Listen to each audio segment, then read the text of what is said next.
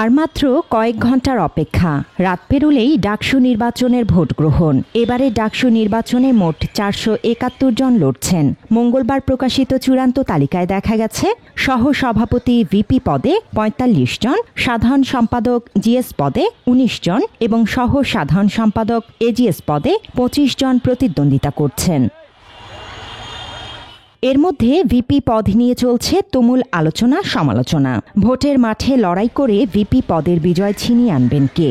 সম্প্রতি এসব বিষয় নিয়ে জরিপ চালিয়েছে যুক্তরাষ্ট্রভিত্তিক মানবাধিকার সংস্থা সোচ্চার। এতে অংশ নিয়েছে ৯৯১ জন, আর ন্যারেটিভ এর জরিপে অংশ নিয়েছে ৫২৬ শিক্ষার্থী। জরিপে দেখা যায় ৮৪% শিক্ষার্থী ভোটাধিকার প্রয়োগ করতে চান এবং ৮৭% শিক্ষার্থী মনে করছেন নির্বাচন সুষ্ঠুভাবে অনুষ্ঠিত হবে। তবে এখনও বড় অংশের ভোটার কাকে ভোট দেবেন তা সিদ্ধান্ত নিতে পারেননি।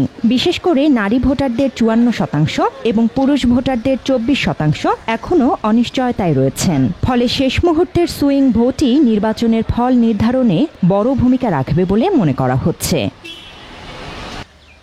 এসবের মাঝেও ভিপি পদে সবচেয়ে এগিয়ে আছেন বরাবরের মতো ছাত্র শিবির সমর্থিত প্রার্থী সাদিক কায়েম। সোচ্চারের জরিপ বলছে তিনি পেতে পারেন ৩২% ভোট। অন্যদিকে ন্যারেটিভের জরিপে স্বতন্ত্র প্রার্থী শামীম হোসেনকে তার নিকটতম প্রতিদ্বন্দ্বী হিসেবে উঠে আসতে দেখা গেছে। সিদ্ধান্তহীন ভোটারদের বড় অংশ যদি শামীমের দিকে ঝুঁকে যায় তবে নির্বাচনে বড় চমক দেখা যেতে পারে। জরিপের শীর্ষে থাকা দুই ভিপি প্রার্থীকে নিয়ে নিজস্ব ভেরিফাই ফেসবুকে পোস্ট দিয়েছেন প্রবাসী অনুসন্ধানী সাংবাদিক ইলিয়াস হোসাইন। তার দেয়া ওই পোস্টে তিনি লিখেছেন, শামীম হোসেনের হঠাৎ এই ব্যাপক সম্ভাবনা নির্বাচনী মাঠের অনেক হিসাব নিকাশই ঘুরিয়ে দিয়েছে। জুলাই আন্দোলনের অন্যতম মাস্টারমাইন্ড হিসেবে সাদিকের অন্যরকম একটি গ্রহণযোগ্যতা রয়েছে। পাশাপাশি তাকে নিয়ে বড় কোনো বিতর্ক না থাকা, পরিচ্ছন্ন রাজনীতি এবং গত ১ বছরে ক্যাম্পাসে শিবিরের ক্রমাগত ইতিবাচক ছাত্র কল্যাণমূলক কার্যক্রম ও ক্রমবর্ধমান ভাবমূর্তি তাকে এই পদে বেশ এগিয়ে রেখেছে। তবে শামীমের হঠাৎ এই উত্থানের রহস্য কি? এ নিয়ে প্রশ্ন তুলেছেন এই প্রবাসী সাংবাদিক।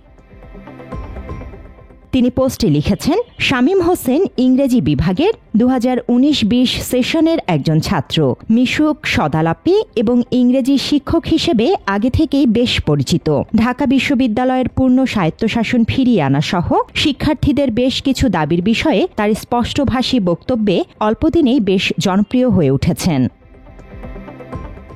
শামীমকে ঘিরে আবার বেশ কিছু বিতর্ক রয়েছে বলেও জানিয়েছেন ইলিয়াস। তিনি আরও লিখেছেন, শুরুতে শামীম নিজের রাজনৈতিক অতীত অস্বীকার করলেও পরবর্তীতে বাম রাজনীতির সাথে তার সম্পৃক্ততার নানা তথ্য পাওয়া গেছে। আওয়ামী লীগের ১৪ দলীয় মহাজোটের অন্যতম শরিক বাম রাজনৈতিক দল জাসদের ছাত্র সংগঠন জাসদ ছাত্রলীগের সাথে সম্পৃক্ততা রয়েছে শামীমের। ইলিয়াস দাবি করে লিখেছেন, শামীম ঢাকা বিশ্ববিদ্যালয়ের জাসদ ছাত্রলীগের সাংগঠনিক সম্পাদক পদেও ছিলেন। বাম সংগঠনের রাজনীতির সাথে জড়িত থাকার সময়ের বেশ কিছু ছবিও তার পোস্টে যোগ করে দিয়েছেন এই প্রবাসী সাংবাদিক। এ বিষয়ে তিনি লিখেছেন, ডাকসু নির্বাচনে ভিপি পদে কথিত স্বতন্ত্র প্রার্থী শামীম হোসেন নিজেকে অরাজনৈতিক দাবি করলেও জাসদ ছাত্রলীগের কর্মসূচিতে সক্রিয়ভাবে তার অংশ নেয়ার প্রমাণ তার হাতে রয়েছে। জামায়াত শিবির নিষিদ্ধের দাবিতে রাজু ভাস্কর্যে জাসদ ছাত্রলীগের আয়োজিত মানববন্ধনে অংশ নিয়েছেন শামীম। অতীতের কথা মনে করিয়ে দিয়ে ইলিয়াস লিখেছেন, জাসদ সেই রাজনৈতিক দল যা আওয়ামী লীগের সাথে ১৬ বছরে ৩টি পাতানো নির্বাচন, শাহবাগ, শাপলা গণহত্যা সহ আওয়ামী লীগের প্রতিটি অপকর্মে সহায়তা করেছে।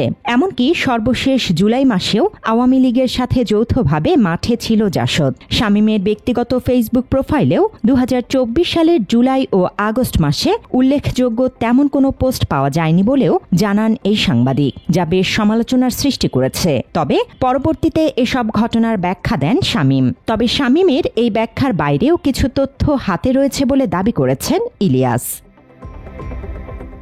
ওই ফেসবুক পোস্টে বিস্ফোরক তথ্য দিয়ে ইলিয়াস লিখেছেন, সাবেক ছাত্রলীগ নেতা ও স্বৈরাচারের পাঁচাটা এমপি মাসরুর ও আওয়ামী লীগের পাচার হওয়া টাকায় নির্বাচন করছে শামীম। একাধারে শামীম আওয়ামী লীগ এবং ভারতীয় এজেন্সি রয়েরও প্রার্থী বলে দাবি করেছেন তিনি। অনুসন্ধানী এই সাংবাদিক হুঁশিয়ারি দিয়ে লিখেছেন, কোনোভাবেই শামীমের হাত ধরে ঢাকা বিশ্ববিদ্যালয়ে আওয়ামী লীগের পুনর্বাসন হতে দেয়া হবে না।